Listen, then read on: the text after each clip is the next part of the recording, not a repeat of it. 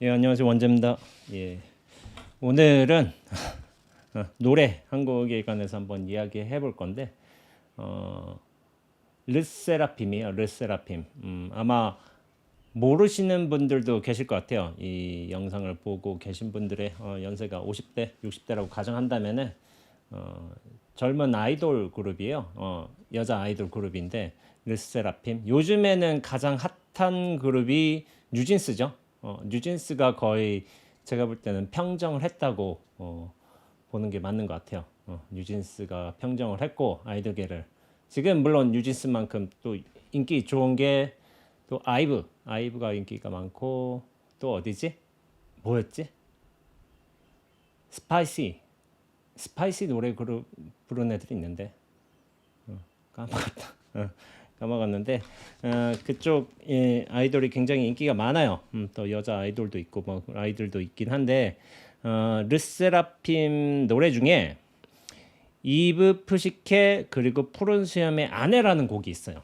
이거 아마 대부분 모르실 거예요. 근데 저는 이제 르세라핌 노래를 들을 적에 이게 제가 멜론을 듣지는 않고 내가 어디 듣지? 지니를 들을 거예요. 지니 제 요금제에서 지니가 공짜여가지고 그냥 계속 듣고 있는데 르세라핌이 앨범을 냈는데 그 중에 8번째가 아마 타이틀곡이 Unforgiven인데 Unforgiven보다 좀 더 나은 게 제가 듣기에는 이브 푸시케 그리고 푸른 수염의 아내라는 곡이 되게 좋았어요.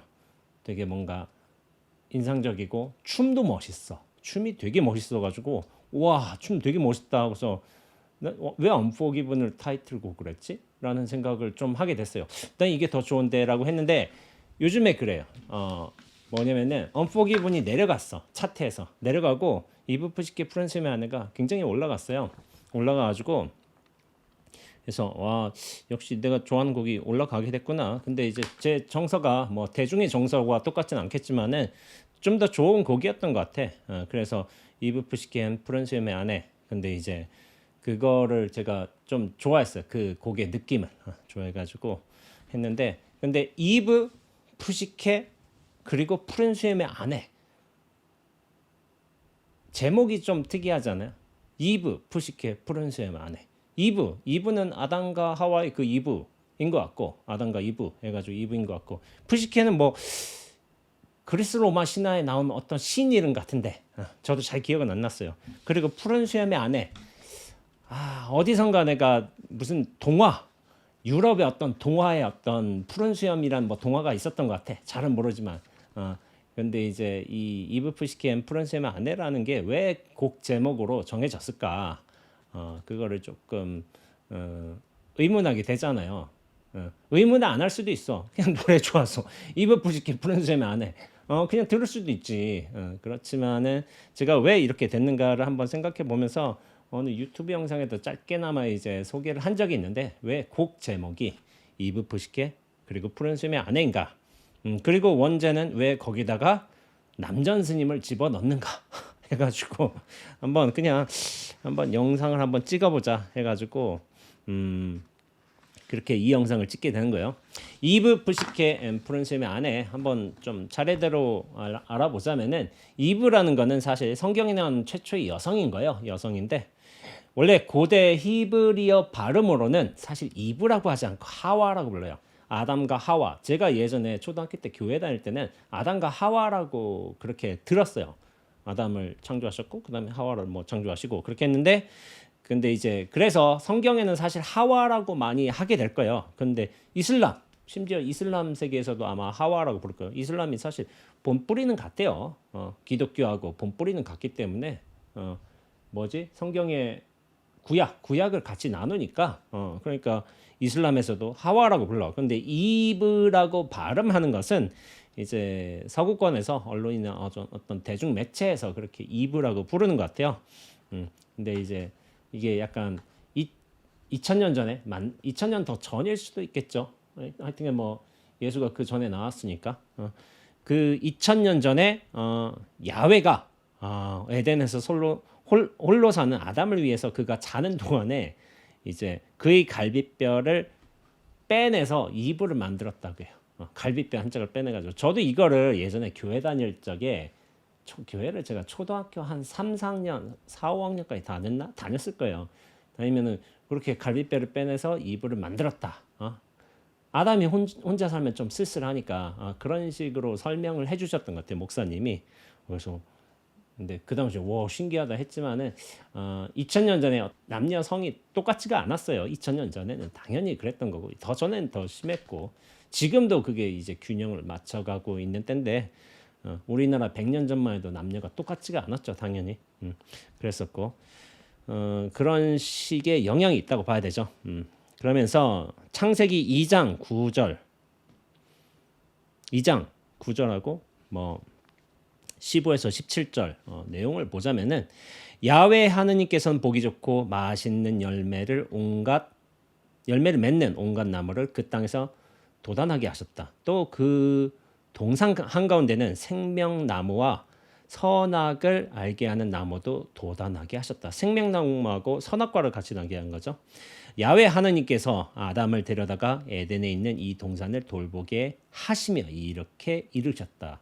이 동산에 있는 나무 열매는 무엇이든지 마음대로 따먹어라. 그러나 선악을 알게 하는 나무 열매만은 따먹지 마라. 그것을 따먹는 날 너는 반드시 죽는다라고 이제 예언을 하신 거죠. 경고도 하시고.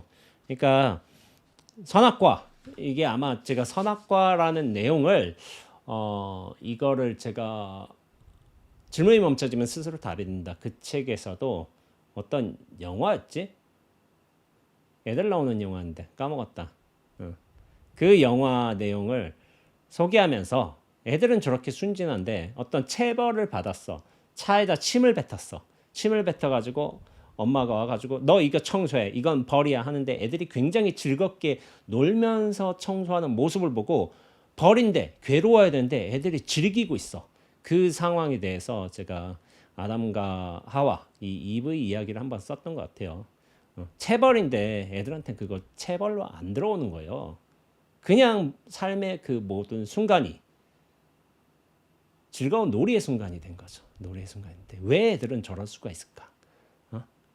왜 우리는 그 상황을 즐기지 못하고 일을 즐기지 못하고 그 과정도 즐기지 못하고 이걸 결과로서만 받아들이고 고통스러워하는가? 애들은 저게 체벌인데도 왜 즐거워하는가? 그거에 대해서 제가 선악과의 이야기를 한번 언급하면서 글을 썼던 것 같아요.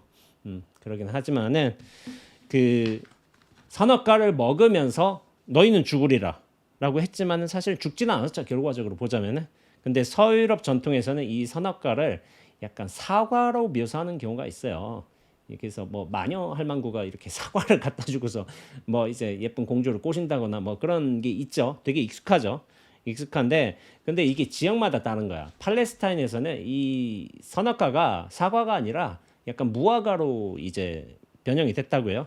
근데 이제 가설 모든 것이 가설이요. 사과인지 무화과인지 하지만 가장 유명한 가설은 포도라는 말이 있어요.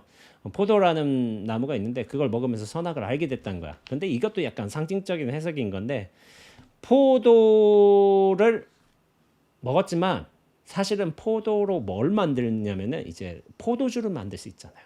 포도주를 만들면서 이게 사람이 혼매해질 수 있어. 굉장히 판단력도 떨어지고 잘못된 짓을 벌일 수가 있어. 악이 나올 수가 있어. 그래서 이제 불교에서도 저 가장 중요한 계율 중에 5번째가 불음주예요. 불음주. 음주를 하지 말라. 음주를 하면서 술을 마시면서 여러 가지 실수들, 계율을 파괴하는 행위들이 나오게 되는 거예요. 그로 인해서 판단을 상실에 의해서 어떤 뭐 그 과거에 어떤 그 기록이 있어요. 경전에 그 뭐지? 옆에 있는 옆집의 닭을 잡아서 술에 취하니까 닭 잡아서 죽이고 살생이고 그거 먹었어요.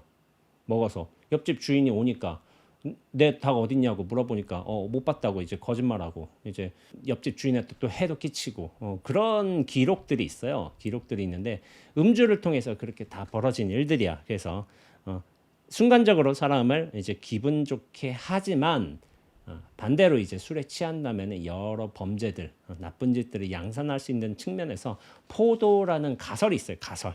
그건데 근데 이거는 확인된 게 아니죠. 그래서 제가 이런 이브를 설명하면서 성경 구절을 읽게 되겠지만은 성경 구절을 한번 또 한번 읽어볼게요. 창세기 3장에는 좀 재밌어요. 저도 성경 구절을 오랜만에 읽는데 성경을 보는 것도 한번 재밌어요. 한번 제가 읽는 거 한번 들어보신다면은 창세기 3장에서 너희가 그것을 먹는 날에는 너희 눈이 밝아져 하나님과 같이 되어 선악을 알 줄 하나님이 아심이니라. 그전엔 선악을 알지 못한다는 거야. 선악과를 먹기 전에는. 근데 선악이란 걸 알게 돼. 이걸 먹게 되면서. 이게 그러니까 지식, 뭐 지혜라고 하긴 그렇고 선악에 대한 분별심이 생겨난 거죠. 이런 상징적인 이야기인가요? 선악과를 먹기 전에 선악을 몰라. 근데 그걸 먹게 되면서 선악을 분별할 줄 알게 되는 지식, 분별심이 생긴 거죠. 그 분별심에서 모든 괴로움이 사실은 생겨나는 거죠. 선악이라고 했지만 사실 시비도 있겠고 애증도 있겠고 유모도 있겠고 그 모든 분별심이 한꺼번에 딱 생겨난 거예요. 선악이 다만 이제 그 신신명에서는 애증이라고 했지만은 선악이라고 여기서 표현되지만은 그 분별심의 대표적인 양상인 거예요. 여자가 그 나무를 본즉 먹음직하기도 하고 보임직도 하고 지혜롭게 할 만큼 탐스럽기도 한 나무인지라 여자가 그 열매를 따먹고 자기와 함께 있는 남편에게도 주매 그도 먹은지라. 그쵸? 너무 보임직해. 야 저거 참 탐스럽다. 저거 먹으면 참 좋겠구나 하고서 먹은 거야. 그러니까 남편 하와가 남편 아담한테도 같이 준 거죠. 이에 그들의 눈이 밝아져 자기들이 벗은 줄 알고 눈이 밝아졌대. 근데 그제서야 자기들이 벗은 줄 안 거예요. 이게 뭐냐면은 자기라는 존재의 실체가 딱 생겨버린 거예요. 그전에는 벗은 상황이었지만 그것을 의식하지는 못했어요. 의식. 근데 뭐냐면은 자기란 존재가 딱 생기면서 벗은 게 부끄럽다는 판단까지 간 거예요. 애들이 벗고 다니잖아. 벗고 다니는데 애들이 벗고 다니는데 부끄러운 줄 알아요? 그런 거 몰라요. 근데 자기 의식이 생기면서부터 벗는 게 나라는 어떤 맨몸을 보여준다는 게 부끄러운 걸 알게 돼요. 나중에는 자기라는 의식이 생기기 전에 그게 부끄러운 행위인지 전혀 모를 거야. 근데 자기 존재감이 생긴 거야. 실체감이. 그러면서 애들이 옷을 챙겨 입고 함부로 이제 나체의 모습을 보여주지 않는 거지. 그게 부끄러운 걸 알게 된 거지. 부끄러운 어떤 생각이 생겨났다고 할 수도 있지만 자기 존재감이 생긴 거죠. 그때부터 괴로운 거예요. 괴로운 거. 실체감이 생긴 건데 그때 무화과 나무 잎을 엮어 치마로 삼았더라. 그렇죠? 무화과 나무 잎을 넣어서 치마로 삼거죠. 이렇게 감춘 거죠. 그들이 그날 바람이 불 때 동산에 거니시는 여호와 하나님의 목소리를 듣고 아담과 그의 아내가 여호와 하나님의 낯을 피하여 동산나무 사이에 숨은지라. 부끄러우니까. 그리고 자기들이 잘못했으니까 먹지 말라는 걸 먹었으니까 도망간 거죠. 숨은 거죠. 여호와 하나님이 아담을 부르시며 그에게 이르시되 내가 어디 있느냐. 알고도 물으신 거겠죠. 그거 뭐 모르시겠어요? 하나님이시라는데. 이르되 내가 동산에서 하나님의 소리를 듣고 내가 벗었으므로 두려워하여 숨었나이다. 이제 이실직고 한 거죠. 하나님의 소리를 듣고 내가 나쁜 짓을 했으니까. 그리고 자기 존재감이 생겨버렸으니까. 벗고 있다는 사실을 알았으니까 숨어버린 거야. 이르시되 누가 너의 벗었음을 내게 알렸느냐. 내가 내게 먹지 말라 명한 그 나무 열매를 내가 먹었느냐 하니까 선악과를 알게 된 거죠. 선악이라고 했지만은 이건 뭐냐면은 그 모든 분별심의 대표 양상이라고 했죠. 자타도 포함돼요. 나와 남도 인식하게 된 거야. 자타. 내가 인식되지 않으면 남도 인식되지 않아요. 나라는 것에 실체가 없다면은 남도 실체가 없어. 그렇게 되는 거예요. 그러니까 그걸 알게 된 거지 스스로. 내가 벗었다. 이것은 부끄러운 일이다. 명령을 어겼다. 그러면은 도망갈 일이다. 숨을 일이다. 이걸 알게 된 거죠. 아담이 이르되 하나님이 주셔서 나와 함께 있게 하신 여자 그가 그 나무 열매를 내게 주므로 내가 먹었나이다. 이제 좀 치사하죠. 하와한테 이제 떠넘기는 거죠. 여호와 하나님이 여자에게 이르시되 내가 어찌하여 이렇게 하느냐. 여자가 이르되 뱀이 나를 꾀므로 내가 먹었나이다. 한 거야. 그러니까 하와는 또 이제 뱀한테 이제 던지는 거야. 이제 내가 먹은 게 아니라 뱀이 나한테 꼬였다고. 근데 최종적으로 당신이 판단을 그렇게 한 거죠. 먹은 것도 그렇고 나눠준 것도 그렇고. 여호와 하나님이 뱀에게 이르시되 내가 이렇게 하였으니 내가 모든 가축과 들의 모든 짐승보다 더욱 저주를 받아 배로 다니고 살아있는 동안 흙을 먹을지니라. 그러니까 뱀은 기어다닌 거예요. 다리가 없잖아요. 다리가 없어서 기어다니게 하는 이제 과보를 받은 거야. 저주를. 내가 너로 여자와 원수가 되게 하고 내 후손도 여자의 후손과 원수가 되게 하니 여자의 후손은 내 머리를 상하게 할 것이요 너는 그의 발꿈치를 상하게 할 것이니라 하시고라고 했는데 뱀한테 한 저주 같아요. 그러니까 뱀을 싫어하는 거야. 여자의 후손들 싫어하고 그 후손들도 대 싫어하고. 그러니까 뱀을 보면서 굉장히 싫어하는, 꺼려하는, 무서워하는 그런 서로 원수지기하는 그런 저주를 내리신 거죠.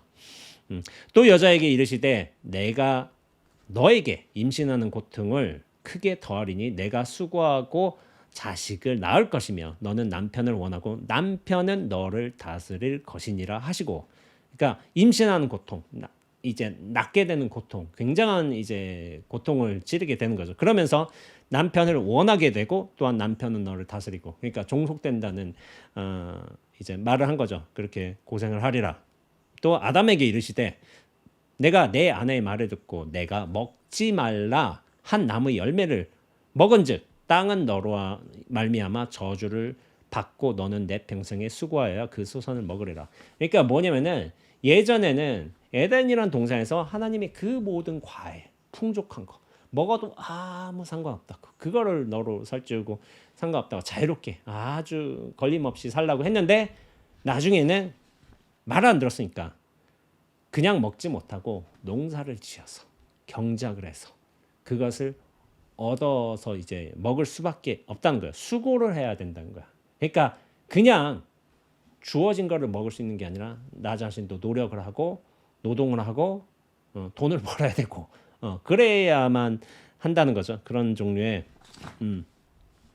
말을 한 거예요. 그러니까 이브라고 했지만 하와라고 사실은 표현되겠지만은 금단의 과일을 먹은 거예요. 하와는 금단의 과일을 먹고 하나님이 먹지 말라고 한 서너 칼을 먹은 거죠.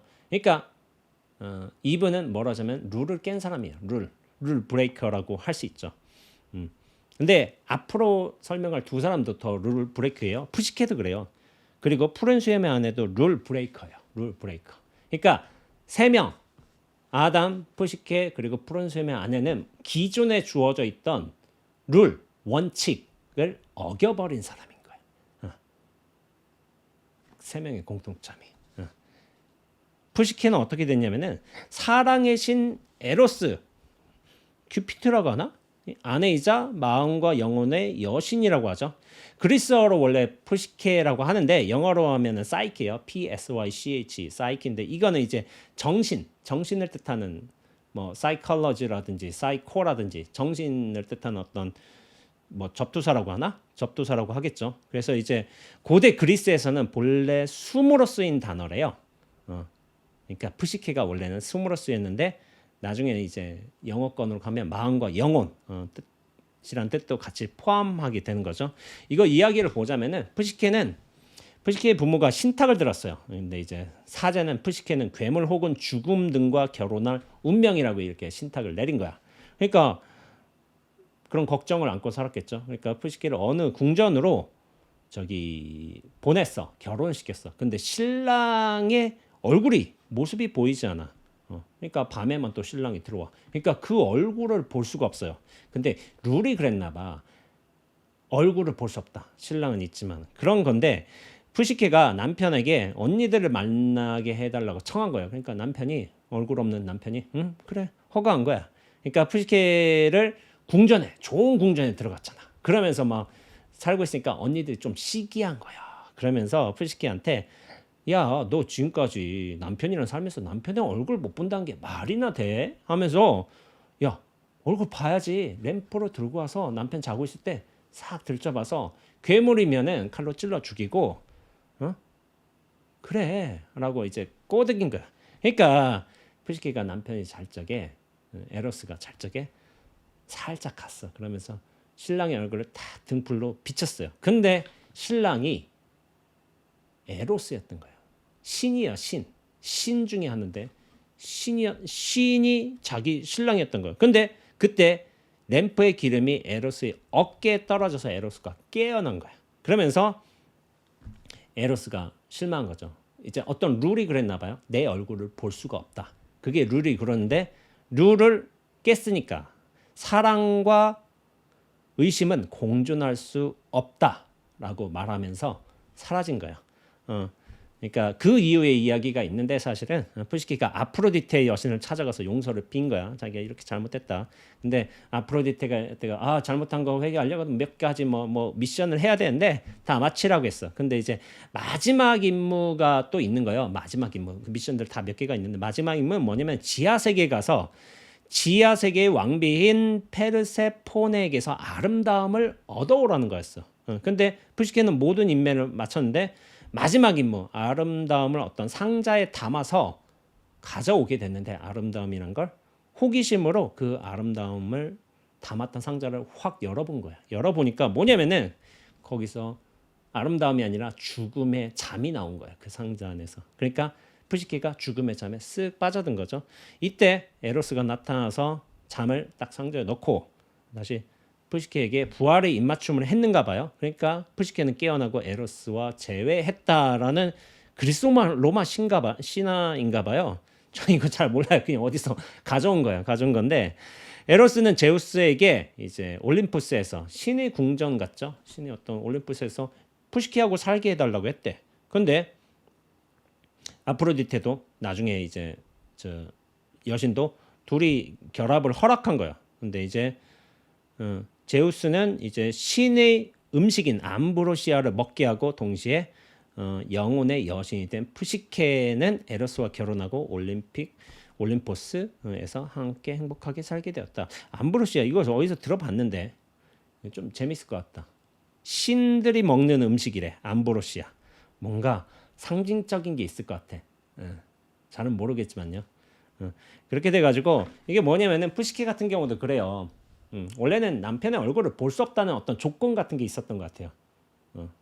그게 결혼할 적에. 근데 궁금하니까 이게 등불을 가서 탁 비춰본 거야. 인간은 신의 얼굴을 볼 수 없다. 이게 어떤 명제처럼 돼 있는데 그걸 어겨버린 거야. 어겨버린 인간인 거죠. 근데 우여곡절 끝에 나중에 이제 아프로디테도 찬성하고 제우스도 찬성하고 해서 당신이 이제 신이 된 거야. 암브로시아로 먹고 인간이 신이 됐잖아요. 암브로시아 단순한 음식이 아닌 거예요. 인간적인 속성이 다 죽어야 돼요. 나중에 암브로시아 한번 찾아봐야 되겠다. 그래야 신이 될 수가 있어. 같이 그런 거죠. 그러니까 이 푸시케도 룰 브레이커예요. 룰을 어긴 거야. 남편 얼굴을 보지 못하게 하는데 사실은 봤다는 룰을 어긴 것이고 또 뭐냐면 마지막에 마지막 상자 아름다움을 담은 상자를 원래 열면 안 돼요. 근데 호기심을 또 연 거예요. 거기서 또 이제 죽음의 잠이 나온 거죠. 그래서 잠에 빠져들었는데 룰을 두 번이나 어겼죠. 지금 읽은 구절에서는 그러니까 룰을 깨버리는 사람인 거죠. 이 사람도. 세 번째 푸른 수염의 아내는 프랑스 샤를 페로의 잔혹동화라고 해요. 예전에 푸른 수염이라고 이제 불린 남성이 있었어. 근데 이제 푸른 수염 이것도 무슨 상징이 있지 않을까? 그 소설이 쓰여지게 될 때의 어떤 분위기 같은 것도 있을 거예요. 이게 꽤나 오래된 옛날 소설이에요. 옛날 소설. 그러니까 푸른 이유도 다 있어. 그냥 빨주노초 파남보에서 정한 푸른이 아니라 다 어떤 그 시대적 정황, 어떤 작가의 어떤 취향일 수도 있고 동화니까 그런 다 이유는 있을 거예요. 그는 여러 차례 결혼했으나 6번 혹은 훨씬 더 될 수 있죠. 10수번. 그때마다 아내들이 실종되는 수상한 귀족이다. 어느 날 그는 딸이 많이 있는 어느 가정에 청혼을 하고 결국 그 집의 막내딸과 결혼식을 올리게 된 거죠. 그런데 결혼식을 올린 후에 막내딸이 푸른 수염이 사는 성에 살아. 큰 성에. 근데 푸른 수염이 열쇠를 주면서 이 성의 모든 물들을 열 수 있는 열쇠를 주는데 모든 방을 다 열어도 좋지만은 지하실 구석에 한 작은 방만은 열지 마시오라고 이제 단서를 준 거예요. 그러니까 막내딸 다 지키는 거지. 다 지키고서 근데 얼마 후에 이제 푸른 수염이 지방에 일이 있어서 좀 멀리 나갔나 봐요. 지방으로. 그러니까 성에 언니가 찾아온 거야. 언니가 찾아오더니 야 남편이 거기다 뭐 좋은 거 숨겨놨을 수도 있잖아 라는 식으로 이제 꼬드긴 거야. 또 꼬드김을 당한 거죠. 그러면서 나중에 그 작은 문을 열지 말라는 작은 문을 탁 여는데 거기에는 지금까지 푸른 수염과 결혼한 아내들의 시체가 있었던 거예요. 6구가 있었겠죠. 일단 6명이라고 한다면은. 그러니까 두려움에 떨면서 호동 놀라면서 다시 방문을 잠갔어. 근데 방에 들어갈 때 열쇠를 떨어뜨렸는데 그 열쇠에 아내들의 시체에서 흘러나온 피가 묻었는데 그게 지워지지가 않았다는 거예요. 그러니까 지금까지 그 푸른수염과 결혼한 아내들은 다 시체가 된 거죠. 푸른수염한테 준 거죠. 그래서 그거 문을 열었다가 그만 들켜서 또 살해를 당한 거야. 그럼 뭐야? 이 막내딸도 또 살해를 당할 입장이 돼버린 거죠. 그러니까 성에 돌아왔어 푸른수염이. 근데 열쇠 또 피가 묻었어. 아 이러니까 약속을 깼구나. 내가 그걸 하지 말라고 했는데 하고 죽이려고 했는데 그때 당시에 뭐냐면은 아내에게 이제 기도할 마지막 죽기 전에 기도할 시간을 준 거예요. 근데 이제 그때 당시에 기도할 시간에 그 성에 방문하기로 했던 오빠들이 한꺼번에 탁 달려와서 푸른 수염을 딱 물리친 거야. 물리쳐가지고 푸른 수염을 죽고 그래서 여동생은 구출한 거죠. 그러면서 이제 그 여동생이 푸른 수염이 가지고 있던 막대한 재산을 다 물려받았다. 뭐 이런 식으로 끝나는가 봐요. 저는 읽지는 않았어요. 어디서 요약된 이야기를 가져온 거예요. 그러니까 이게 뭐냐면 세 명이 다 룰 브레이커야. 금지된 것을 다 깼어. 타파했어. 거기에 과감히 도전했어. 그러니까 르세라핌이라는 이제 이름도 그래요. 사실은 이름이 뭐냐면 방시혁이 지어준 이름인가요? 방시혁 그 프로듀스가. 그러니까 르세라핌 제가 저번에 보현사 본문에서도 했지만 세라핀이라는 천사가 있잖아요. 세라핀 천사계 계급책에서도 가장 위에 있는 천사예요. 세라핀. 근데 이게 프랑스 말인가? 세라핌으로 이렇게 됐는데 르가 또 뭐 남자 여자 이렇게 뜻하는 중성도 뜻하는 그런 르라 뭐 이런 거 있잖아요. 그런 거 같아요. 그러니까 이사야 6장에 보면 세라핌이라는 천사가 사람들한테 모습을 드러내면서 가장 처음으로 했던 말. 보현사 본문 들어보신 분들은 아시겠지만 천사가 사람한테 나타난다면 가장 처음으로 한 말이 뭘까요? 라고 했을 적에 대답을 못 하셨던 것 같아요. 근데 제가 본문에서 얘기했지만 두려워하지 말라. 그러니까 우리가 생각한 이제 아름다운 천사의 모습이 아니었던 거야. 되게 우아하고 아름다운 여성에다 날개 하얀색 뭐 배기를 입고 뭐 뒤에서 빛이 나고 좀 기괴한 모습의 천사였던 거예요. 그러니까 사람들이 공포감을 가져. 내가 생각한 천사는 저게 아닌데 어떤 악마의 모습이나 어떤 뭐 기괴한 뭐 성령체의 모습이지 천사는 아름답고 부드럽고 환희심 나야 되는데 저게 아니었던 거예요. 그러니까 세라핌이 가장 높은 계열의 천사인데 두려워하지 말라라고 했던 거예요. 그러니까 여기서 뭐 제가 걸그룹에 약간 뒷조사를 했는데 세상의 시선에 흔들리지 않고 두려움 없이 앞으로 나가겠다는 자기 확신과 강한 의지를 내포한 그룹명이다라고 한 거예요. 그래서 자기 확신으로 나아가겠다는 강한 의지로서. 그래서 데뷔곡도 뭐냐면 fearless예요. fearless. 두려움 없이라는 거게요. 그래서 사실 이 가사 중에서도 이제 이브 푸시케 푸른수염 안에 가사 중에서도 이런 게 있어. 내 룰은 나만 정할래. 볼 거야 금지된 걸. 보고파 날 둘러싼 금기들. 그날의 이브처럼. 금기들을 다 깨는 거지. 어떤 여성 아이돌이지만 여자 아이돌이지만은 기존에 있던 사회 체계 질서들을 내가 딱 깨면서 내 방식대로 나갈 거야라고 어떤 선언하듯이 이렇게 노래 가사를 지은 거예요. 제목도 지은 것이고. 근데 이게 뭐냐면은 이 친구들이 기획사에서 만든 친구들이잖아요. 사실은 방향성도 뭐 세계관도 있고 뭐도 있고 다 있다는데 세계관 있다는 게 좀 재밌어요. 아 맞아 에스파 같은 경우도 이제 세계관이 있다는 거야. 저번에 연습하는데 지금 뭐 어디 있다가 지금 지상으로 내려왔대. 지금 세계관으로서는 몇 점 내고서 곡 내고 지금 이제 지상으로 내려온 곡을 냈다는데 스파이시 내면서 그랬다는 거예요. 좀 재밌어요. 근데 이게 뭐냐면은 소속사에서 만들어준 컨셉이잖아요. 그리고 곡도 자기들이 썼겠어. 싱어송라이터라면 자기가 글도 쓰고 가사도 쓰고 곡도 만들고 가사 쓰고 하고서 자기 컨셉을 자기가 만들잖아. 근데 이 친구들은 싱어송라이터는 아니에요. 모두 기획사의 작품인 거예요. 그러니까 회사의 컨셉에 의해서 만들어진 친구들이지 스스로의 어떤 곡을 만든 건 아니죠.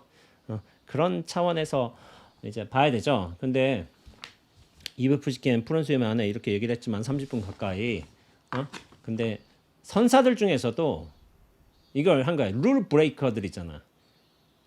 이게 세 명이 이브 푸시켄 푸른 수염의 안에 선사 중에서도 룰 브레이커들이 많아요.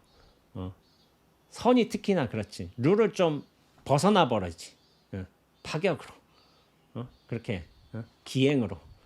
그렇게 벗어난 선사들이 많은데 뭐 간단하게 좀 소개해 볼까요? 다나천원 같은 스님 있죠. 다나천연.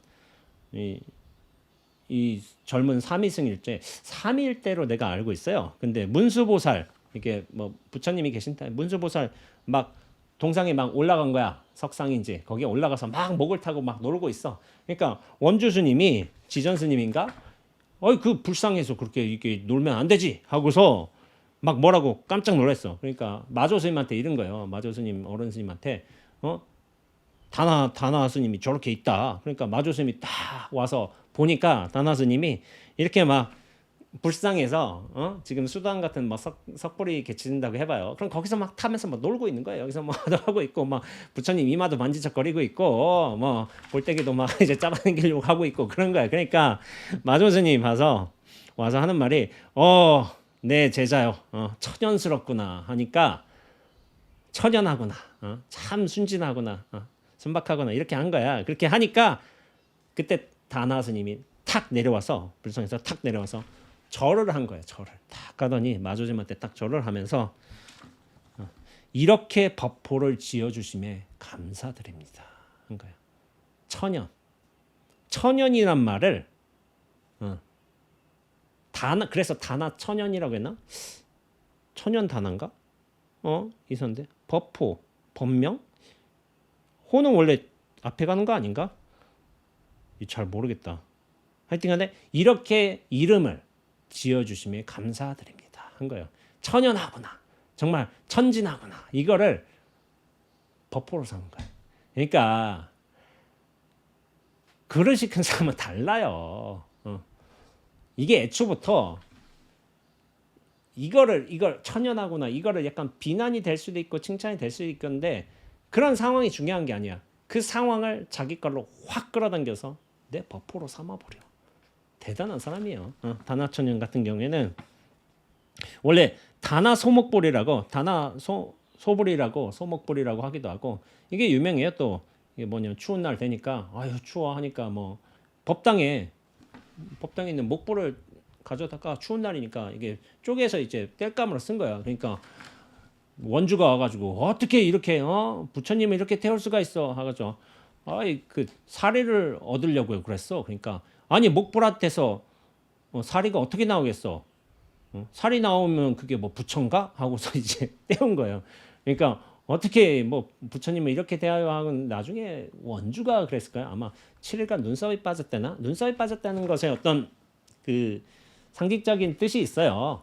뜻이 있는데 왜 그래서 질문을 하는 거지. 왜 목보를 이제 아궁이에 떼운 다나 스님은 왜 아무렇지도 않고 원주가 눈썹이 빠졌는가? 뭐 그런 공안이 있어. 공안이 있는데 다나 소불이라고 해요.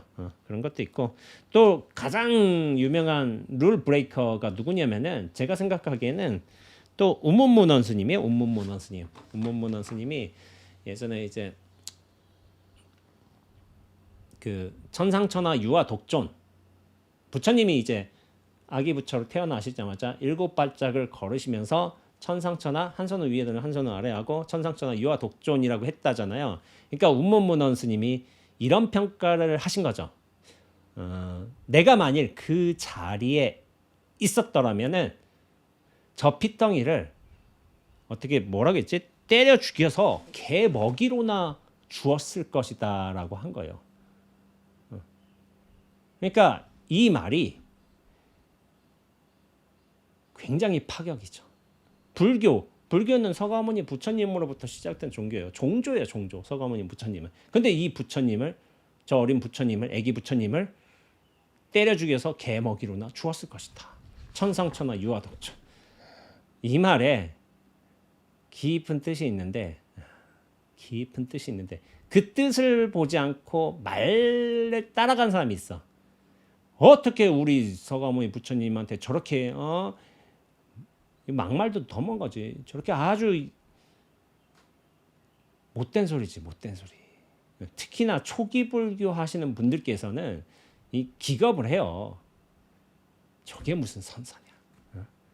부처님을 어떻게 저렇게 생각하고서 저런 막말을 저렇게 하는 셈이 어떻게 선지식이냐. 말도 안 되는 저 그렇게 기겁한 사람들이 많아요. 근데 제가 말하지만은 말을 따라가지 말고 그 말을 하게 된 사람의 마음, 본 마음을 따라가야 된다. 본 마음. 그러니까 화두라는 것도 화두, 이야기의 어떤 두, 머리잖아요. 머리. 이야기 앞서 있는 그 사람의 마음을 가야 되는 거야. 그게 사실은 제대로 아는 거예요. 할 수 있는데 그 다음에 또 룰 브레이커로 누굴 말할 수가 있냐면은 남전 스님이 계시죠. 남전 스님이 계신데 남전 스님은 왜 룰 브레이커냐면은 남전 참묘라는 공안이 유명해요. 유명한데 이게 무문관 몇 칙이지? 14칙이죠. 남전 스님이 고양이를 베었어. 고양이를 목베서 죽였어요.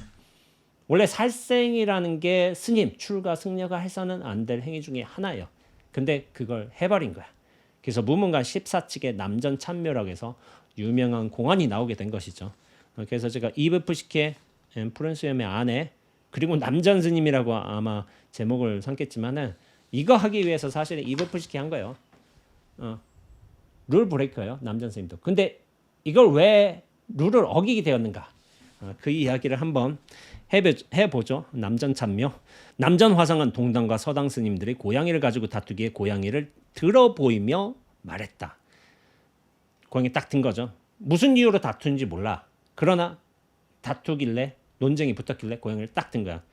대중이여 한마디 잃을 수 있다면 살려줄 것이요 이르지 못한다면 베어버리겠다 라고 한 거예요. 한마디 딱 잃을 수 있다면. 근데 이게 뭐겠어요?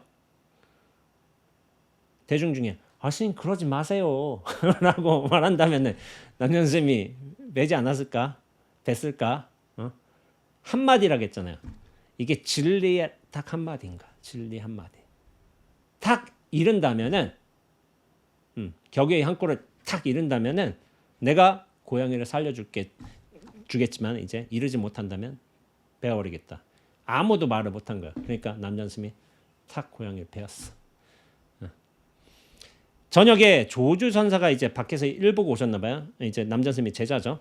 남전 스님이 낮에 있었던 일들을 조주 스님에게 들려준 거예요. 야 이래서 동당서당 이렇게 싸웠어. 그래서 내가 고양이 들었어. 아무도 말 못했어. 고양이 뱄어. 그렇게 낮에 있었던 상황의 이야기를 듣고 나서 조주 스님은 뭐냐면 어떻게 했을까? 낮에 그런 일이 있었군요.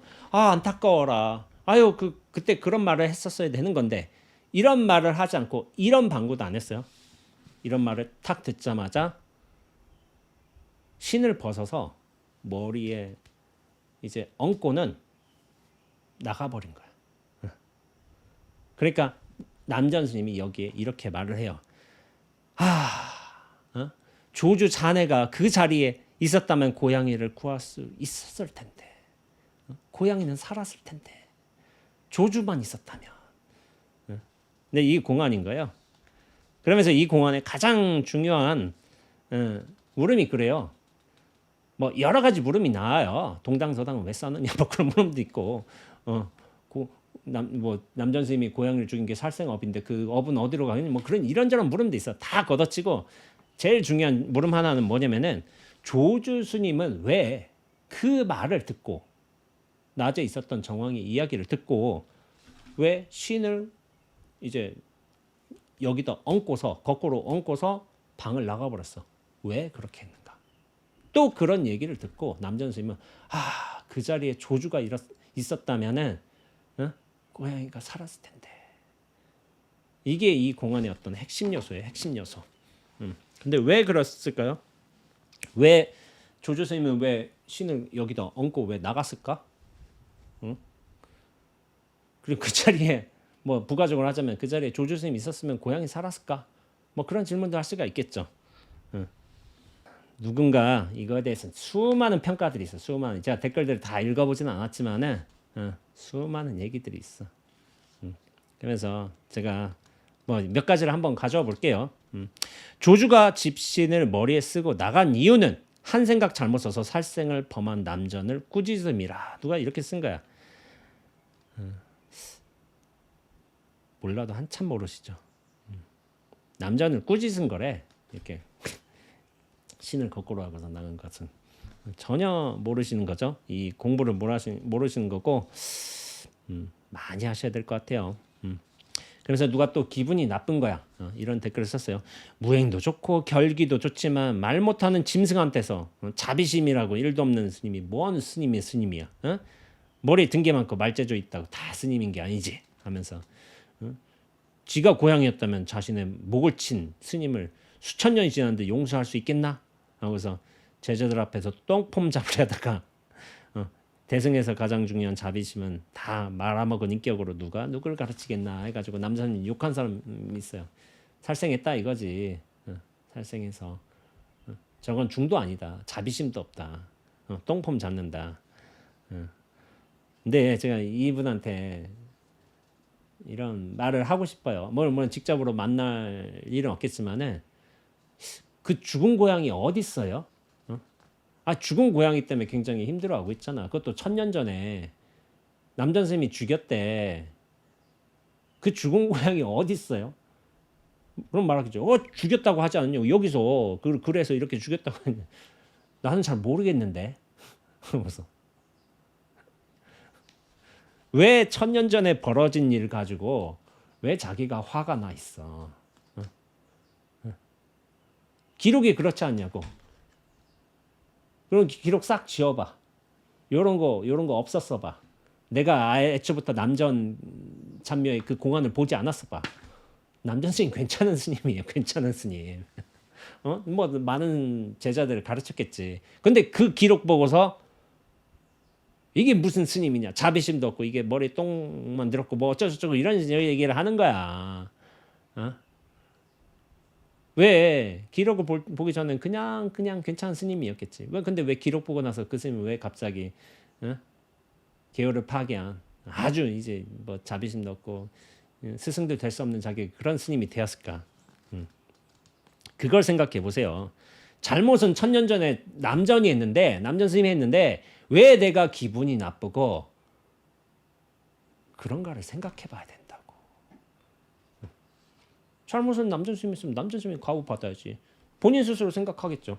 저래서 과부 받았고 살생어보로 어쩌고저쩌고 생각하고 있겠지. 아니에요. 과보는 자기가 받았어요. 자기가. 그거와 똑같아. 다나소불. 목불을 떼온 다나 스님은 과보를 받지 않았어. 근데 그걸 욕하고 비난한 원주가 눈썹이 빠져버렸어. 과보는 왜 원주가 받았을까? 잘못은 다나가 했다는데. 제가 이거에 관해서 예전이나 며칠 전에 저기서 얘기한 바 있지만 조기서 청년의 법회에서 선악의 과보는 누가 받냐면은 선을 행한 사람이 좋은 과보를 덕을 받고 복덕을 받고 악을 행한 사람이 과보를 받는 것이 아니라 악의 과보를 받는 것이 아니라 선과 악이 분명하게 있다고 믿고 있고 거기에 매인 사람이 과보를 받습니다. 분별하는 사람이 과보를 받아요. 그렇게 돼 있어요. 그래서 제가 또 이거 어떤 분인데 제가 블로그에서 본 것이기도 하고 다른 분이 또 블로그에 또 소개한 부분이에요. 그러니까 이제 배우신 분이 이렇게 쓰신 것 같은데 한번 얘기해 보죠. 조주스님이 집신을 머리에 이고 문 밖으로 나간 것은 본말 전도의 극치이다. 발에 신어야 할 신을 머리에 이는 것은 시비의 표본으로서 조주스님 자신은 그런 쓸데없는 것에 개입할 이유가 없다는 의사표시인 동시에 신발을 머리에 얹었다는 것은 집착에서 벗어나 있다는 것을 상징하는 것이다. 아닌데. 보통 사람이라면 모자는 머리에 얹고 신발을 발에 신는 것을 영원불변한 진리이자 규칙이다. 그러니까 결코 신발을 머리에 얹거나 아니면 모자를 발에 신는 일은 없다. 신발과 모자와 관련된 기준된 통념 혹은 기존의 생활 양식을 부정해버리는 행동이야말로 주인공으로서의 삶이 아닐까. 말은 그럴듯한데 말은 그럴듯해요. 근데 다 틀렸어요.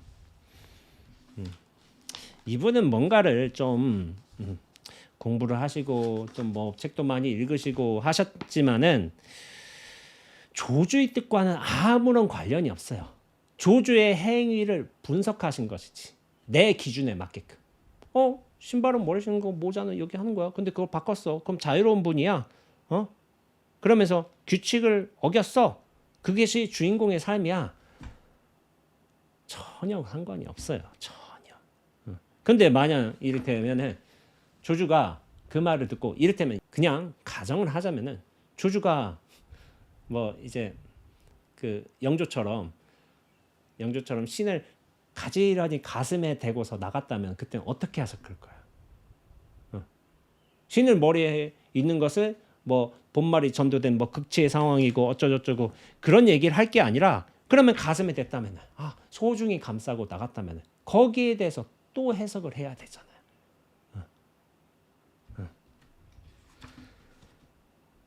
집착에서 벗어나 있는 모습은 아니잖아. 이를테면 이렇게 가슴에 소중히 안고 갔다면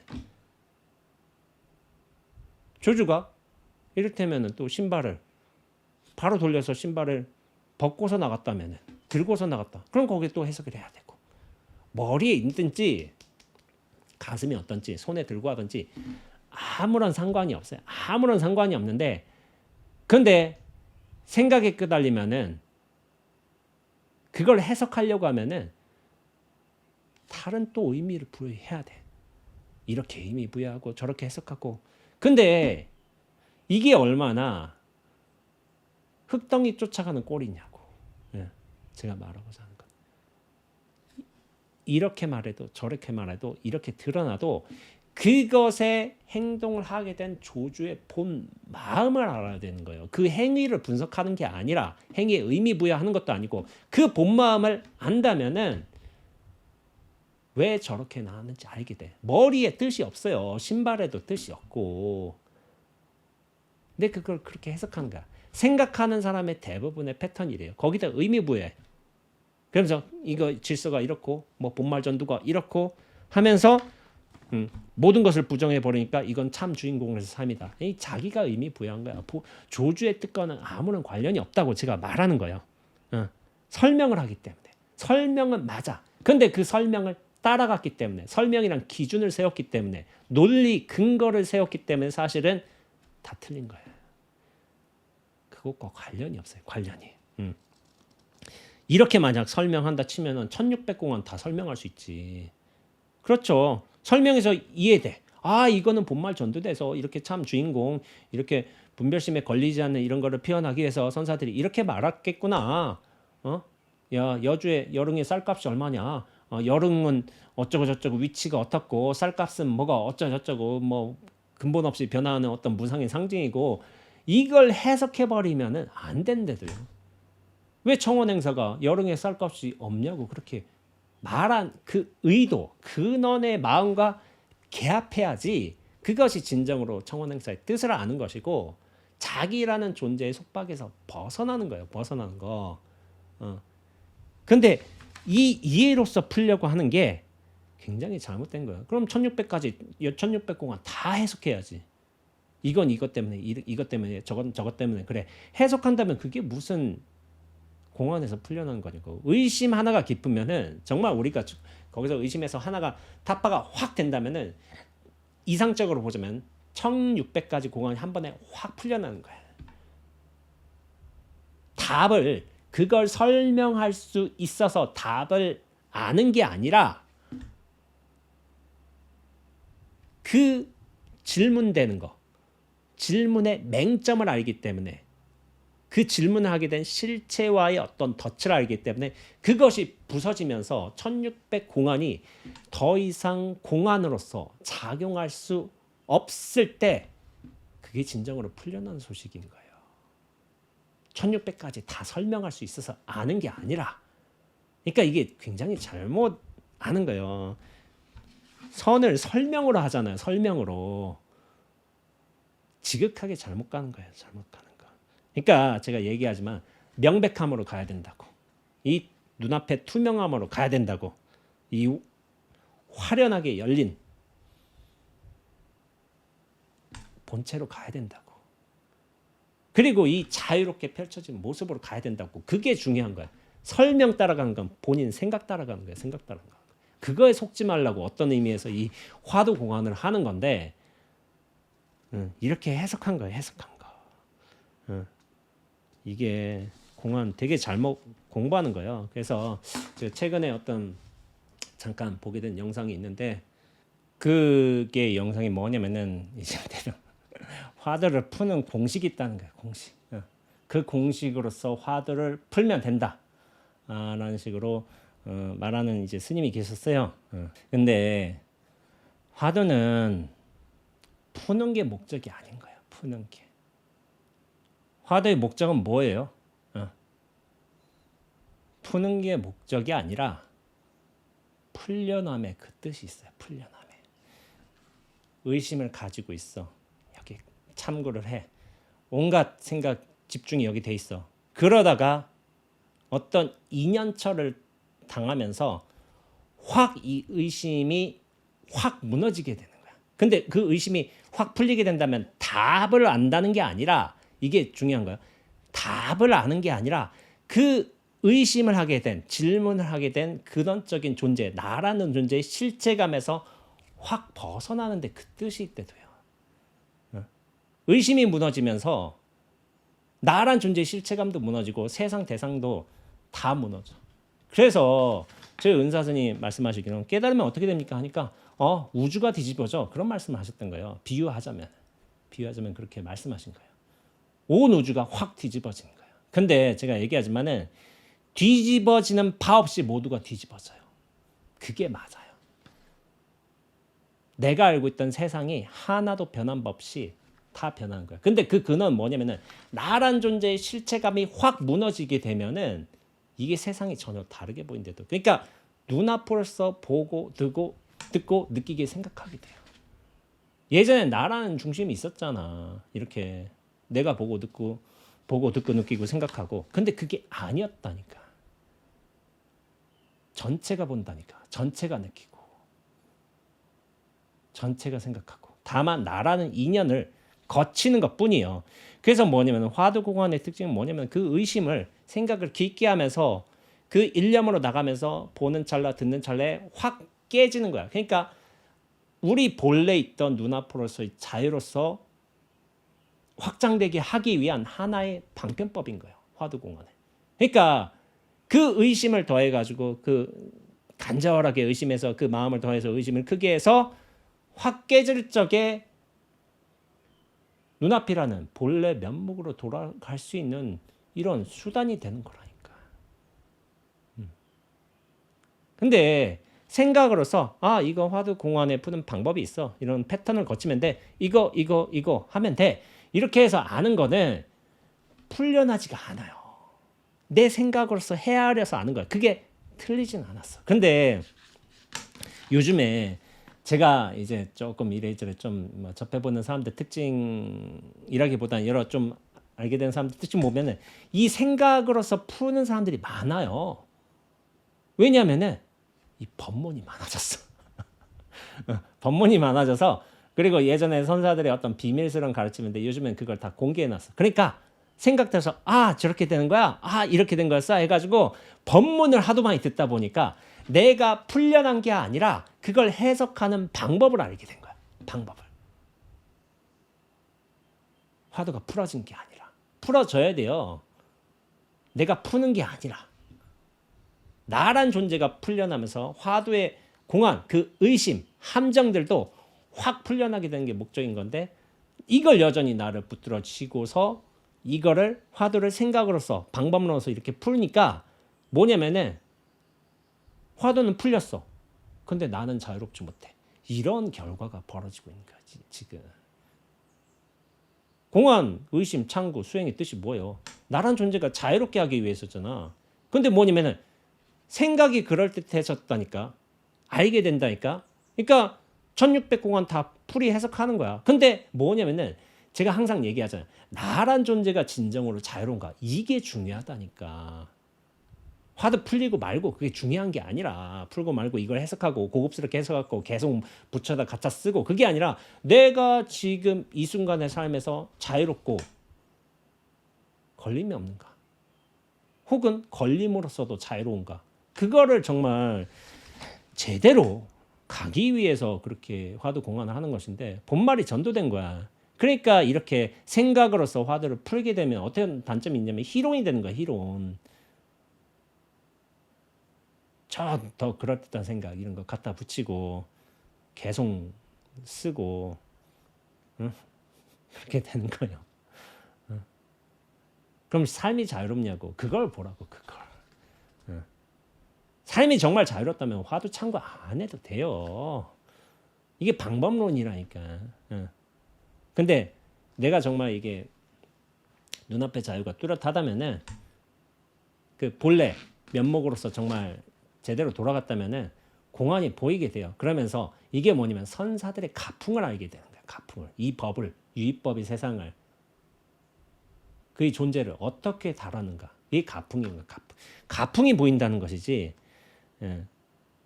그래서 화두를 이제 보는 재미가 있는 거예요. 이런 가풍을 저렇게 쓰셨고 저렇게도 했구나. 그러니까 미진하게 풀린 사람들을 위해서 이제 여러 공안들이 또 있기도 한데 그런 거를 또 상황에 맞게끔 또 쓰신 공안들이 있어요. 관자 뭐 이제 관자 같은 공안도 재밌어요. 관 공안도 재밌지. 그러니까 끊임없이 공부거리를 주신 거예요. 공부거리를 주신 건데 선사들께서 그래서 남전참묘 같은 공안은 뭐냐면은 이게 아마 스님들이 그 참고하는 공안으로 들어가지는 않을 거야. 아마 제가 알고 있기로는 남전참묘를 자기 주된 화두로 한다. 무자를 하는 사람은 있어. 이목구 하는 사람은 있어. 뭐 이를테면 정전백수자 하는 사람은 있어요. 근데 이제 그 여러 공안들이 있지만은 남전참묘를 자기 공안을 하는 사람은 없어요. 이건 뭐냐면은 이거는 공안으로서 힘이 좀 약해. 그러니까 자기가 수행 여기 묶여서 딱 풀려나는 공안으로서는 좀 약하고 제가 볼 때는 나중에 자기 공부 견처가 열린다면은 이거를 보는 안목이 생겼을 적에 이것을 쓱 지나갈 수는 있어. 아, 이렇구나 하고서 지나갈 수는 있는데 이거를 공부 방식으로 하기엔 너무 좀 앞뒤 뭐가 많아. 이야기 관계들이 불편해서 그러니까 화두는 단순한 게 좋아요. 무자 좋고 이 먹고 좋아요. 이 먹고 좋아요. 그냥 이만 해도 돼. 짧고 단순한 게 좋아요. 너무 길게 가면 안 돼. 배경 정황이 좀 많으면 안 돼. 많으면 안 되고. 그래서 이제 뭐지? 덕산 탁바라. 덕산 탁바라 공안도 사실은 그렇게 좋은 공안은 아니에요. 참고하기에. 근데 자기 공부의 어떤 그거를 공부하는 과정에서 덕산 탁바라를 참고하는 사람은 없어요. 제가 알고 있기로는. 근데 나중에 자기 공부를 탁 보고서 이거를 본다면 좋아. 근데 공부 단계로서 그렇게 삼지는 않아요. 공부 과정으로서. 제가 다시 이 남전참묘 공안으로 돌아가자면은 왜 조주는 신발을 머리에 얹고 거꾸로 얹고서 그렇게 나가는가? 그게 의심의 어떤 핵심되는 질문인 거예요. 그러니까 이 공안은 고양이를 살리는 게 목적이 아닌 거예요. 고양이 죽었대잖아. 뱃대잖아. 그러니까 근데 이게 좀 그렇지. 그 고양이 죽었는지 기록이 있을 뿐이지 솔직히 잘 몰라요. 근데 내가 본다고 해서 또 그거 사실인 것도 아니야. 내가 이를테면 내가 귀신을 봤다고 해봐. 귀신이라는 존재가 있었어. 나 봤어. 내가 보니까 사실이야. 자기가 본 것도 의심해야 돼요. 그래서 실제로 있는지 없는지는 몰라요. 옆에 사람은 못 볼 수도 있잖아. 귀신. 그러니까 이게 개인의 어떤 인연법에 있어서 존재하는 것이지 그게 어떤 객관적인 사실처럼 측량할 수 있는 게 아니에요. 그리고 고양이를 살리는 게 목적도 아니고 그리고 살릴 수 있는 방법도 없어요. 그냥 그렇게 설명이 돼 있으니까. 근데 잘못 아는 건 뭐냐면은 집신을 머리에 이고 나간 것도 거기에도 뜻은 없어요. 그것을 의심하는 데 뜻이 있지. 1000년이 지나서 왜 저러셨을까? 왜 저렇게 하면은 고양이를 살릴 수 있었을까라고 남전 스님이 말한 데 뜻이 있어요. 뜻이 행위의 뜻이 있는 게 아니라 고양이를 죽인 것에 뜻이 있는 것도 아니고 집신을 거꾸로 얹은 것에도 뜻이 있는 게 아니라니까. 이게 신기한 거예요. 지금 이렇게 공부하고 왜 저렇게 하셨을까? 저 의도가 무엇일까라고 질문하는데 사실은 뜻이 있어요. 뜻 없는 뜻, 거기에 뜻이 있어. 1000년이 지났는데 누군가 그거 1000년이 지난 어떤 기록을 보고서 왜 그랬을까? 도대체 집신을 머리에 얹고 거꾸로 얹고 나가신 뜻이 뭘까라고 참고한다면 그 사람들을 위해서 어떻게 보면은 남전 스님이나 조주 스님이 1200년 전에 숙제를 내주신 게 뜻없는 뜻이야. 근데 진정을 우리가 확 풀려난다면 모든 뜻이 이미 드러나 있음을 자기 스스로 확인하게 된다는 거예요. 근데 이제 가끔 이런 경우도 있어요. 여기서 왜 남전 스님이 왜 조주 스님이 이렇게 머리에 신을 거꾸로 하고 나갔는가? 그리고 왜 남전 스님은 조주 스님이 있었다면 왜 살릴 수 있었겠는가라는 거기에 질문에 답해보라면 답을 안 하고 이를테면은 지금 이 순간은 언제나 완벽합니다. 잘못된 게 없습니다. 이렇게 말하는 사람들이 있어요. 지금 이 순간은 언제나 완벽합니다라고 말한 건 맞지. 근데 왜 그랬냐고. 거긴 답을 못해. 그러니까 약간 퉁치듯 말하는 거야. 그 질문에 답할 생각은 안 하고 왜 그렇게 했는지를 말을 하지 못하고 성공부를 하는데 지금 이 순간은 언제나 완벽합니다. 이걸 완전히 딴소리 하는 건데 근데 선을 공부하는 사람은 왜 이렇게 되는지도 조금 알아야 되는 측면이 있어요. 그냥 지금 이 순간 완벽합니다. 난 그거에 개의치 않겠어. 하고서 이게 여기에 도망갈 게 아니라 여기에 어떤 장단점도 볼 줄 알아야 되는 거예요. 그게 세세하게 공부하는 거예요. 세세하게 공부하는 거. 왜 그런지 알아야 되는데 눈앞은 언제나 뚜렷합니다. 완벽합니다. 답을 못하는 거야. 물론 성 공부 안 해도 돼요. 물론 눈앞이 뚜렷하고 지금 이 순간 완벽합니다. 그렇게 얘기해도 돼. 근데 선을 공부하는 사람의 입장에서는 조주의 어떤 뜻과 남전의 뜻도 한번 좀 아는 것도 중요한 요소예요. 중요한 요소라서 이렇게 회피하는 방식으로 하면 안 되고요. 저분들이 어떤 살림살이를 저렇게 썼구나. 그런 것들을 알아가는 재미가 있다니까. 성공부 한다면은. 그러니까 제가 여기에 대해서 좀 이제 간략하게 좀 설명을 하자면은 스승이 이렇게 말하자면 이렇게 하는 거야. 저기 새가 딱 지나간다 쳐봐. 나비가 딱 지나간다고 쳐봐. 그러면은 스승이 거기서 얼씨구 한 거야. 그러니까 옆에서 남전이 그런 거죠. 얼씨구 하니까 옆에서 조주가 듣다가 절씨구 한 거예요. 근데 다른 사람들은 저 스님 왜 저러지? 저러고 있는 상황이야. 저러고 있는 상황. 남전의 뜻을 아니까 조주가 절씨구 한 거예요. 절씨구. 그러니까 둘이서 합작품이야. 합작품. 남전참묘공화는 스승의 뜻이라고 봐야 되죠. 뜻을 알아본 제자, 그 근본의 뜻을 알아본 제자의 합작품인 거예요. 그러니까 쿵짝이 잘 맞은 거예요. 쿵짝이 잘 맞은 거. 그래서 문문의 송 같은 경우에 이런 게 나와요. 만일 조주가 있었다면 그 명령을 거꾸로 해서 칼을 빼앗아 버릴 테니 남전도 목숨을 빌었으리라라는 말이 있어요. 조주가 그 자리에 있었어. 동당서당에 있을 때 조주도 있었어. 그 명령을 거꾸로 해서 칼을 빼앗아 버릴 테니 남전도 목숨을 빌었으리라 이런 얘기했어요. 이거 무슨 말일까요? 이게 대부분 성공부 안 하신 분들은 사실 성공부 안 하신 분들이 대부분인데 이 말을 이해를 못해요. 무슨 말하는 건지. 야, 바른 말 한마디 하면 살리겠다. 아니면 죽는다. 했지만은 거기서 했잖아. 근데 조주가 칼을 빼앗아 버린대. 남전도 목숨을 빌었대. 이게 무슨 상황이냐면은 제가 설명을 해드릴게요. 이를테면 그런 거지. 이거 한마디 해봐라 할 적에 조조 선생님이 가서 남자 선생님의 어깨를 툭툭 치는 거야. 손으로 툭툭 치는 거야. 그러면은 남자 선생님이 딱 찾아볼 게 아니에요. 그럼 그때 조조 선생님이 이를테면 이런 말 하는 거지. 맞습니까? 라고 물어보는 거죠. 맞습니까? 맞습니까? 이런 상황이 남전도 목숨을 빌었으리라. 이런 말이야. 이거를 이런 상황인 거예요. 이걸 더 설명해야 되나 말아야 되나 고민이 돼요. 사실은 이 공안은 자기가 이제 알아야 돼. 제가 얘기하자면은 제가 이런 설명을 하니까 그런 상황이었지. 이런 거였구나. 하고서 이렇게 이해된다면은 사실 이거 공부 잘못하는 거예요. 자기 스스로 알아야 돼. 자기 스스로. 남이 설명해줘서 이러니까 이런 거였구나 탁 한다면 그 남이 살림살이 들은 거야. 내 살림살이 아니에요. 그러니까 제가 이제 그렇게 얘기하는 거예요. 법문을 듣고서 공부하는 경우 많아.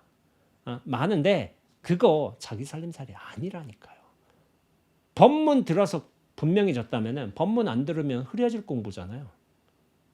그럼 공부 아니래도요. 법문을 듣지 않더라도 듣더라도 언제나 항상 하고 분명한 공부. 그게 진짜 공부지. 뭔가 지식 내용물로서 쌓이는 공부가 있다면은 그것은 물론 중간의 노력 과정으로서는 옳아. 그런데 그게 궁극의 공부는 아니다라고 제가 얘기하고 있는 거예요. 그래서 이걸 이해하고서 이렇구나.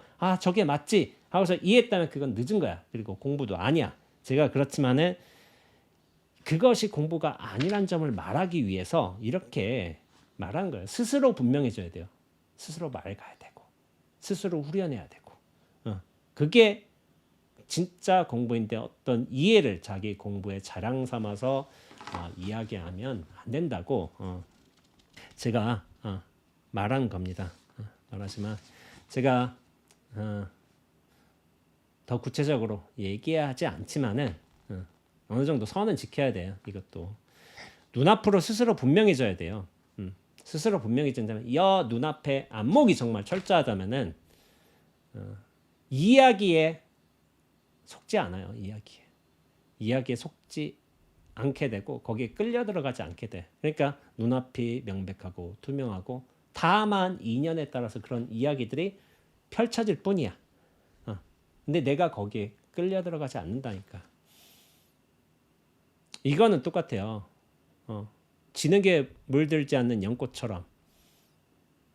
이게 비유잖아요. 연꽃이란 게 진흙탕에 있어도 진흙에 오물을 뒤집어 쓰지는 않잖아요. 이게 뭐냐면은 그 온갖 이야기, 내용물들, 속성들 그런 것에 끌려 들어가지 않으면서도 항상 청정하고 맑은 거. 그러니까 사람들은 진흙과 대비되는 무엇이 있을 것이다. 어떤 대상물을 찾으려고 하는데 그런 거는 또 안 되는 거야. 이야기에 물들지 않는 거. 이야기는 끊임없이 펼쳐지고 있지만 거기에 물들지 않는 거. 제가 말하잖아요. 눈앞은 물들지 않아요. 제가 이런 말을 해도 선풍기가 와서 강바람을 쐬도 강한 바람을 쐬도 비바람이 몰아쳐도 이 눈앞은 물들지가 않는다니까. 말을 해도 물들지 않고 말을 안 해도 물들지 않고 모양이 와도 물들지 않고 모양이 사라져도 물들지 않고 애초부터 청정했던 거 변하지 않는 거 이게 진짜예요. 진짜. 근데 그것에 진짜로 가 닿는 방법은 나의 실체감이 확 무너지는 방법론인 거예요. 그러니까 화두공안이라는 거는 그런 나의 실체감을 무너뜨리기 위해서 의심이란 의단 동로로 하가면서 한 경계를 통해서 이 실체감이 확 무너지면서 눈앞에 본래 있던 자유로 돌아가게끔 하는 기능을 가지는 거야. 그런 차원에서 화두공안을 해야 되는 거야. 그렇게 가는 게 맞는 것이고 이해로 생각으로 법문 들어서 아는 걸로 그렇게 하면 안 된다는 거야. 자기 간절하게 해야 돼요. 자기 진실성 있게 해야지. 참 선지식 스님들이 조사 스님들이 열심히 하셨구나. 우리 깨치게 하시려고. 그러니까 무문관이라는 이제 뭐 공안이 뭐 천년 뒤에도 우리 한국에 남아 있고 우리가 이걸 가지고 공부하는 거야. 왜 조주 스님은 머리에 신을 거꾸로 얹고 가셨을까? 자기 스스로의 안목이 분명히 되는 것이지 이것이 답이냐 아니냐. 그게 아니었던 거야. 아니었던 거.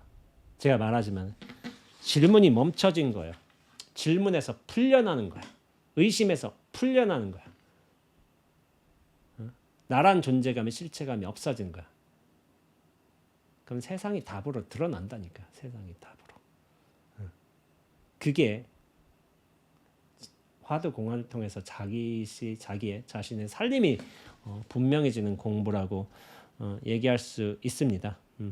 뭐 앞서서 제가 르세라핌의 뭐 유명한 노래 있죠.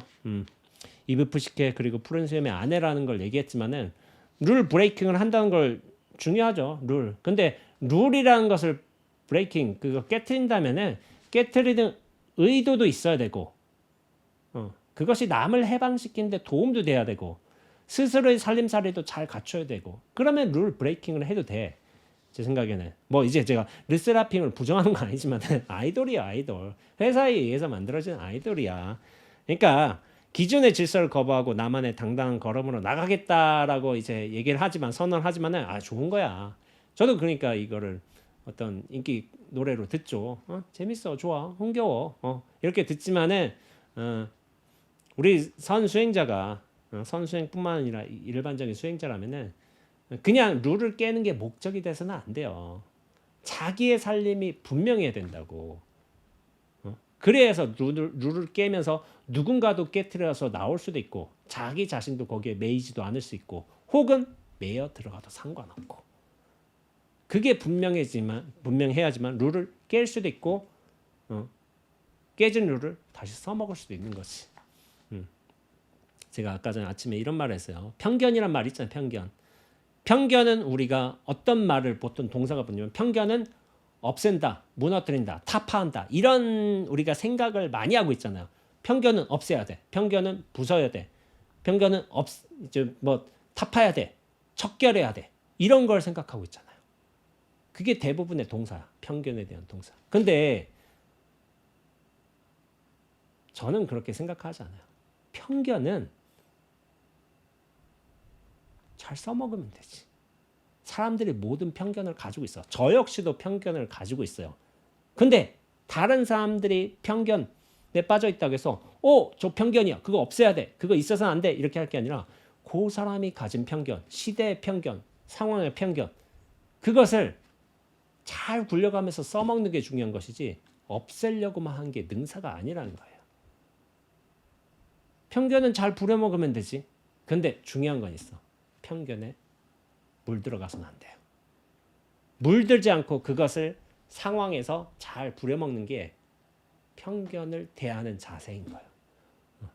편견을 없애자. 룰을 없애버리자. 깨트려버리자. 그게 아니라니까. 물들지 않고 거기에 매이지 않고 확 빠져나온 상태에서 조율하는 거예요. 조율하는 거. 운용하는 거. 그게 진정한 의미의 자유예요. 자유. 벗어난만 자유가 아니에요. 물들지 않고 그것을 운용하는 게 자기 인연법대로 다룰 수 있는 게 진정한 의미의 자유입니다. 그러기 위해서는 수행자로서는 자기 눈앞이 확고해야 돼요. 뭔가 확고할 수 있는 대상이 아니야. 눈앞은. 눈앞 얘기하지만 자신의 존재의 실체가 확 벗어난 걸 상징하는 말이야. 상징하는 말. 거기를 확 벗어나고 깨트리고 그런 거기서 완전히 내맡김이 됩니다. 내맡김. 눈앞으로 내맡김이 돼요. 눈앞이 흔들릴 바 없으므로 그 모든 인연에 상응하면서 흘러가는 거예요. 그래서 그 경계, 상황, 인연법들 모두가 진실해지는 거예요. 그것이 바로 눈앞으로 사는 소식이라고 제가 말씀드리고 있습니다. 오늘 남전 스님 약간 그 뭐라고 해야 되지? 아이돌 노래 가지고 시작을 했지만은 남전 스님의 남전 찬미 이야기도 했어요. 제가 구체적으로 막 이렇게 사람마다 실제로 대하면서 해야 될 부분도 있어요. 그런 부분을 자세하게 얘기하지 않고 대충 얘기했지만 사실은 다 말했어요. 이제 눈치챈 사람은 이미 다 알아차려. 저 사람이 무슨 말하는 건지. 다 말했는데도 이게 왜 말해도 되냐면은 어차피 못 알아듣더라고. 다 말해도 못 알아듣는구나 이게. 그러니까 그런 생각이 들 때가 많아요. 난 다 얘기했는데 이거를 죽어도 못 알아듣겠다고 어떤 작정을 한 건가? 왜 저러지? 우선 이게 그런 경우가 있어. 그래서 많이 갇혀 있구나. 그래서 다 얘기했는데도 이걸 못 알아듣는구나 하면서 그런 좀 생각이 들 때가 있어요. 그래서 근데 누군가에게는 또 도움이 될 수도 있어요. 근데 이제 도움이 되는 제가 방향성을 얘기하는 것뿐이지 자기 살림이 정말 분명히 되는 거예요. 그렇다면은 남전 참여도 그렇고 다른 공안들도 굉장히 자기식으로 재밌게 다룰 수도 있어요. 다룰 수도 있는데 그렇게 세상이 답으로 드러나는 눈앞의 삶으로서 자유로워지기를 바란다고 말씀드리면서 오늘 스토리텔링 영상 마치겠습니다. 여름인데 지금 장마 끝이는데 뭐 주말에 또 비 온다고 해요. 뭐 태풍 또 온다고 하고 있고 저는 이불 빨래 했는데 이제 커피 씌워야죠. 씌우고 또 정리 좀 하고 편집해야죠 또. 여름 잘 보내시기 바랍니다.